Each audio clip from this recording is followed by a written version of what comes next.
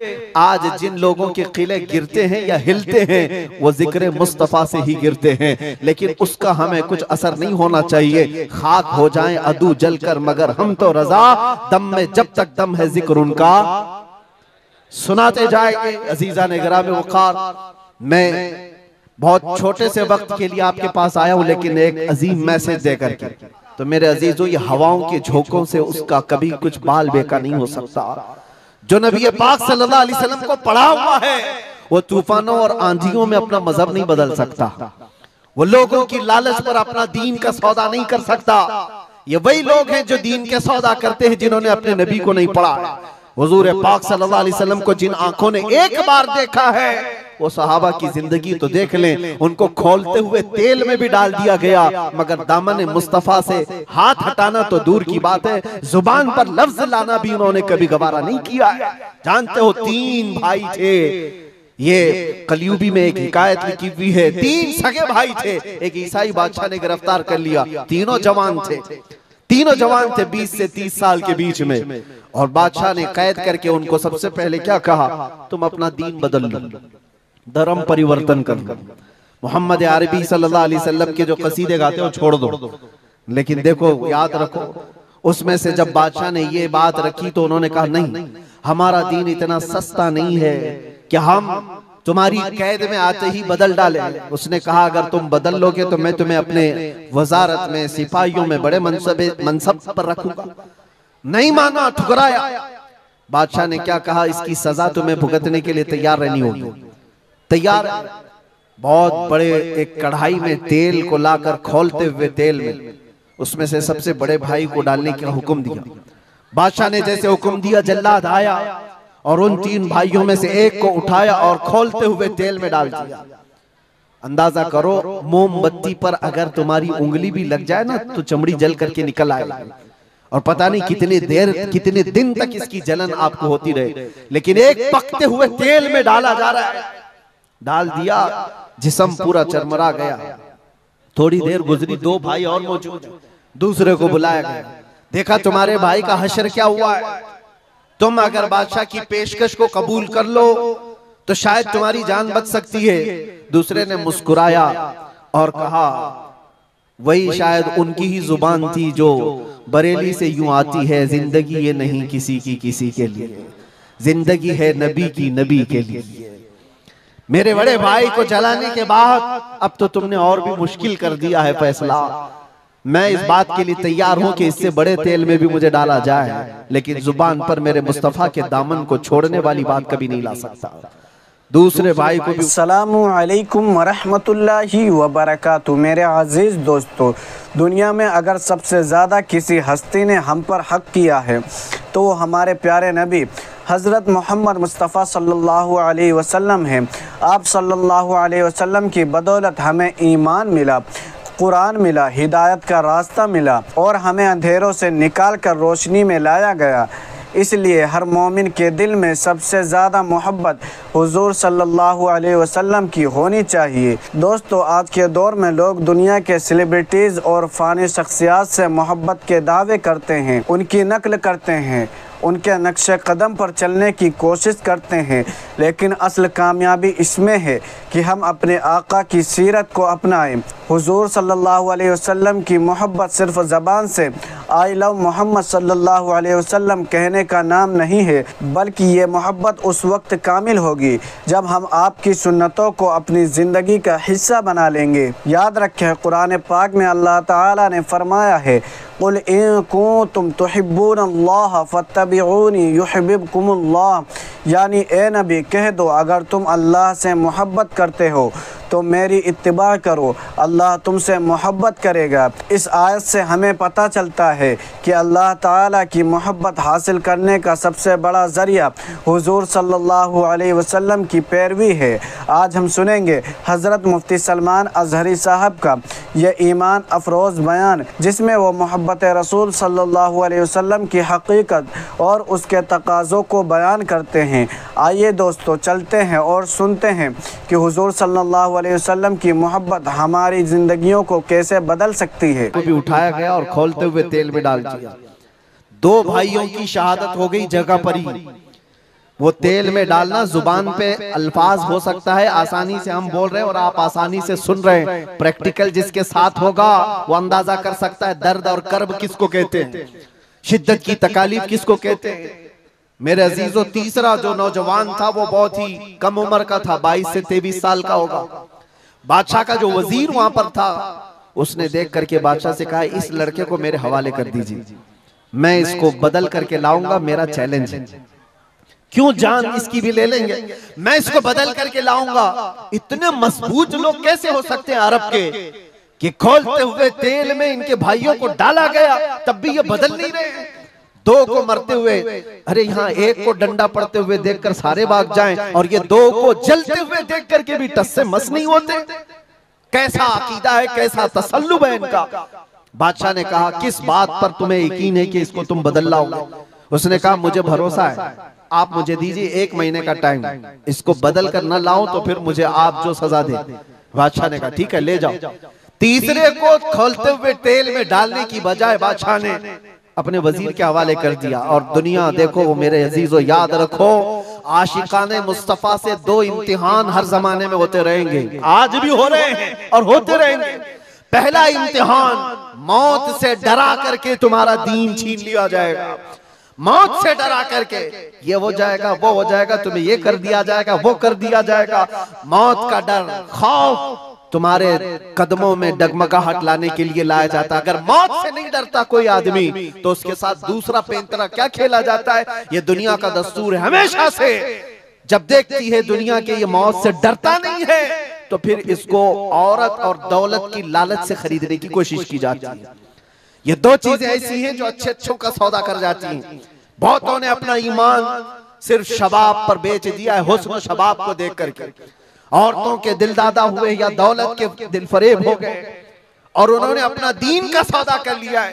नौजवानों, याद रखो, तुम्हारी जिंदगी में अगर ये 2 इम्तिहानों में से कोई इम्तिहान आए तो अपने नबी पाक को याद कर लेना, हुजूर को याद कर लेना और अल्लाह के नबी सल्लल्लाहु अलैहि वसल्लम की बारगाह में ये इस्तिगासा कर लेना कि मेरे आका, बड़ा सख्त और कठिन वक्त आया है। दुनिया मौत से डरा करके कभी मेरा ईमान छीनने की कोशिश कर रही है, अगर उससे मैं नहीं डगमगाया तो दुनिया मुझे हुस्न शबाब की लालच दे करके अपनी तरफ लेना चाहती है। अब उस वजीर ने क्या किया, उस छोटे से नौजवान लड़के को अपने घर ले गया और उसकी बेटी थी जो निहायत हसीन और जमील, बहुत खूबसूरत लड़की उस वजीर की थी। अपनी बेटी को बुलाया और कहा, बेटी तेरे लिए एक काम देता हूँ, 1 महीना हमको मिला है, इस नौजवान को अपनी मोहब्बत में, अपने हुस्न जमाल में लेकर के आजा, बादशाह सलामत से जो इनाम चाहे तुझे ला करके दे दूंगा। अपनी लड़कियां आशिकाने मुस्तफा को खरीदने के लिए कल भी भेजे जाते थे, आज भी भेजी जा रही है। हो सकता है बहुत सारी जगहों पर जो हमारे लोग मुर्तद होते जा रहे हैं, वो जो बच्चियां आज अपने दीन और ईमान का सौदा करके भागती हैं किसी गैर के साथ और कहीं जा करके शादियां रचाती, वो ये समझती हैं कि ये कॉमन सी बात है। वो दीन बेचने वाले लोग हैं, उनका हिस्सा दीन इस्लाम में कुछ नहीं। कल क़यामत के दिन देखना, तुमने अपने नफ्स की खातिर एक गैर मुस्लिम के साथ भाग करके निकाह किया, चाहे वो बेटी हो कि बेटा हो, अपने दीन से सौदा किया है और गद्दारी की है। कल क़यामत के दिन मुंह तो अल्लाह को दिखाना है, हुजूर की शफाअत के बगैर तो कुछ होना नहीं है। देखना हश्र में जो हुजूर पाक सल्लल्लाहु तआला अलैहि वसल्लम के साथ तुम खड़े रहोगे कि हम खड़े रहेंगे, वो वक्त आने वाला है। उस नौजवान के साथ क्या हुआ, वजीर ने अपनी बेटी तो लगा दी, अल्लाह की पनाह मेरे अजीजों, हुजूर पाक का इश्क का एक कतरा भी जिसके दिल में आता है, ऐसी चीजें उसके पांव को नहीं डगमगाती, न कभी उसका ईमान खरीद सकती हैं, न उसके दीन का सौदा कर सकती हैं। वो लड़की रोजाना आती, रात के वक्त बैठ जाती और ये नौजवान जैसी महसूस करता, मेरे कमरे में अकेले तन्हा रहने के बावजूद वजीर की खूबसूरत हसीनो जमील बेटी, जिसके निकाह के पैगाम बादशाहों के औलाद से आया करते थे, शहजादे निकाह का पैगाम भेजा करते, वो लड़की मेरे पास आकर बैठ जा रही है। नौजवान क्या करता था, मुसल्ला बिछाया और सजदे में गिर गया। जब तक वो उठती नहीं थी ये सर उठाता नहीं था।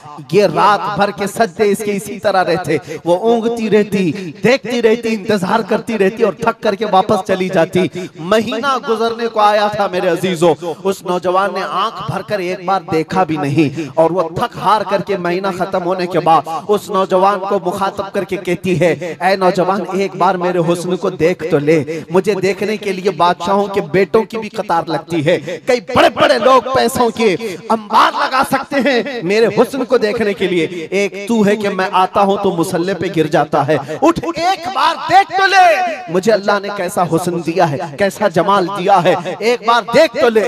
उस नौजवान ने आंखें झपकाए बगैर, पलटे बगैर जवाब दिया कि ऐ खातून तू अपना ये हरबा इस्तेमाल करना बंद कर दे, ये तेरा काम मुझ पर चल नहीं सकेगा। वजह ये है जिन आंखों में एक बार जमाले मुस्तफा बस चुका हो उसको दुनिया का हुस्न कभी धोखा नहीं दे सकता, दुनिया का जमाल उसे खरीद नहीं सकता। वो खातून उठ गई और जवान की इन बातों से उसके दिल पर ऐसा वलवला तारी हुआ। वो खातून कहती है, ऐ नौजवान खड़ा हो जा, मैं तुझे खरीदने नहीं आई, मैं तुझे अपनी दामे फरेब में फंसाने नहीं आई, उठ जा, अब मेरी एक अर्जी सुन ले। नौजवान उठा और पूछा क्या अर्जी है। कहती है कि मैं अब तेरी मोहब्बत में गिरफ्तार हूँ, मैं चाहती हूँ कि तू मेरे दीन में ना आ बल्कि तू अपने दीन में मुझे दाखिल कर ले। जिसके हुस्न ने तेरी आंखों को ऐसा बाकमाल बनाया है कि तन्हा होते हुए भी कभी तूने मेरे हुस्न को नहीं देखा। मैं चाहती हूँ कि उस हुस्न के पैकर जमाले मुस्तफा की मैं भी दिलदादा हो जाऊं। उस नौजवान को उठाया और कहा, मुझे पढ़ा दे ला इलाहा इल्लल्लाह मुहम्मदुर रसूलुल्लाह। हर जमाने में आशिकाने मुस्तफा जो होते हैं, हर जमाने में जो आशिकाने मुस्तफा होते हैं वो दूसरों की छाप अपने ऊपर लेते नहीं हैं बल्कि जहां जाते हैं अपनी छाप दूसरों पर छोड़ करके आते हैं।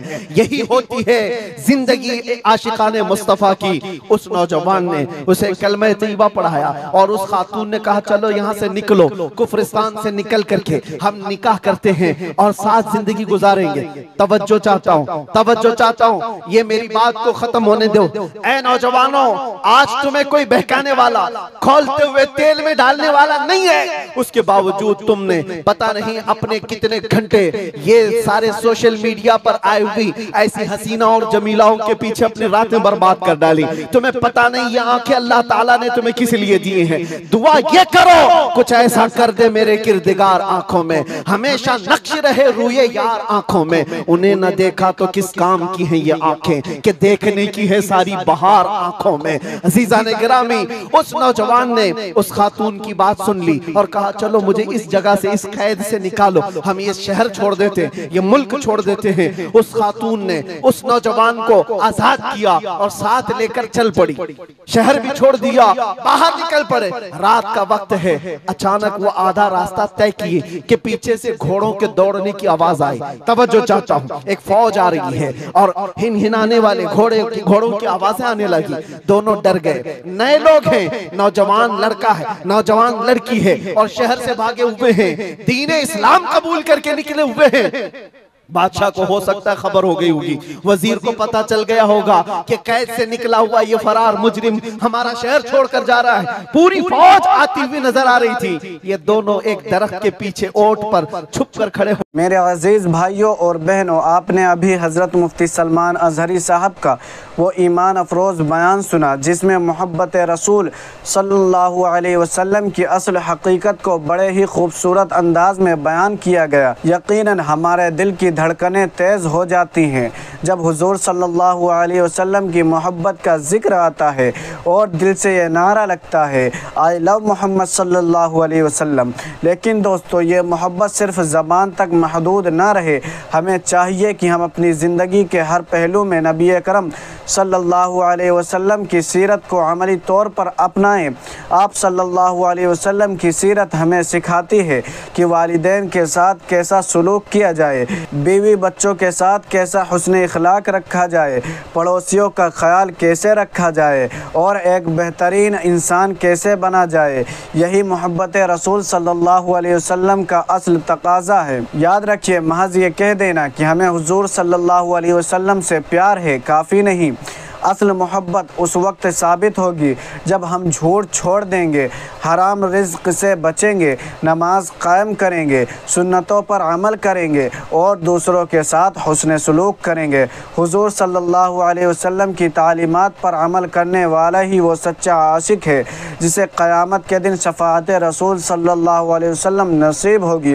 दोस्तों, आइए हम सब आज ये अहद करें कि हम सिर्फ़ ज़बान से नहीं बल्कि दिलो जान से, अमल और किरदार से भी आई लव मोहम्मद सल्लल्लाहु अलैहि वसल्लम कहेंगे, क्योंकि जब हमारी ज़बान, दिल और आमाल एक साथ गवाही देंगे तो फिर हमारी मोहब्बत कामिल होगी और इंशाअल्लाह इसी मोहब्बत की बरकत से हमारी दुनिया भी संवरेगी और आखिरत भी कामयाब होगी। अल्लाह ताला हमें हुजूर सल्लल्लाहु अलैहि वसल्लम की सच्ची मोहब्बत अता फ़रमाए, हमें आप सल्लल्लाहु अलैहि वसल्लम की सुन्नतों पर अमल करने वाला बनाए और हमें क़यामत के दिन हुजूर सल्लल्लाहु अलैहि वसल्लम की शफ़ाअत नसीब फ़रमाए। आमीन या रब्बल आलमीन। अस्सलामु अलैकुम व रहमतुल्लाहि व बरकातुहू।